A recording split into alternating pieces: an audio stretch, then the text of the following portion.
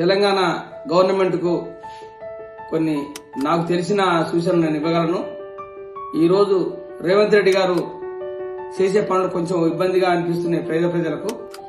ఆ ప్రజలందరూ మూసీ నది వాళ్ళు కానీ వేరే కాడ కానీ చాలా మంది రోజు యూట్యూబ్లలో ఒకటే తిడుతున్నారు. అవన్నీ ఒకసారి మీరు విని ఆ పేద ప్రజలకు ఏం కావాలో కోరుకోవాలి అని నేను అనుకుంటున్నాను. వాళ్ళంతా ఒక్కొక్కరు నేను రోజు వాట్సాప్ చూస్తున్నాను పొద్దున్న లేచి ప్రతిరోజు రేవంత్ రెడ్డి గారిని తిరుగుతున్నాను. అంటే ఇప్పుడు ఆయన ఒక్కడు జనం ఇప్పుడు ముఖ్యమంత్రి మీదనే ఏదైనా ఉంటుంది. అక్కడ సెంట్రల్ గవర్నమెంట్ ముఖ్యమంత్రుల మీద ప్రధానమంత్రుల మీదనే ఉంటుంది. ఎప్పుడు సచ్చినా బతికినా వారికి ఏమి ఇబ్బంది కలిగినా కూడా ముఖ్యమంత్రులు తిరుగుతారు. ఒక రాష్ట్రంలో ఉన్న పేద ప్రజలు, ఒక రాష్ట్రంలో తెలుగు ప్రజలు తెలుగు రాష్ట్రాలు తిరుగుతారు, తమిళ హిందీలో అక్కడ రాష్ట్రాలను వాళ్ళ లాంగ్వేజ్ తిరుగుతారు. మనకు చాలా భాషలు ఉన్నాయి కాబట్టి మనం దాన్ని ఇప్పుడు ఈ తెలుగు ప్రజలకు ఏమవుతుందంటే ఒక మన చంద్రబాబు నాయుడు తిడతలేరు. ఇప్పుడు వరకు ఆయన తిడతలేరు.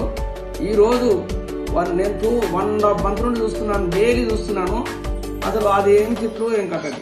అందుకే రేవంత్ రెడ్డి గారు అవన్నీ చూసుకొని ఆ రేవంత్ రెడ్డి గారు దాని గురించి తప్ప రైట్ అనేది తెలుసుకొని దానికి అనుగుణంగా నడిస్తే బాగుంటుందని నేను కోరుకుంటున్నాను. రేవంత్ రెడ్డి నాకు శత్రు కాదు, వాళ్ళు ఏం కాదు.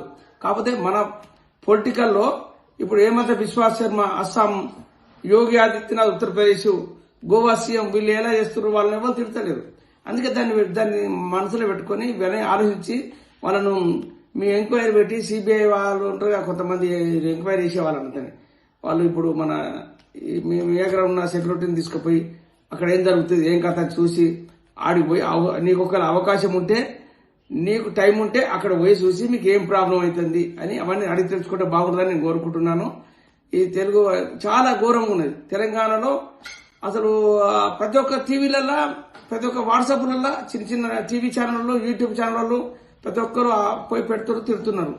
దాన్ని మేము ఏదో ఒకటి మీరు చేసి ఆలోచించుకోవాలని నేను కోరుకుంటున్నాను.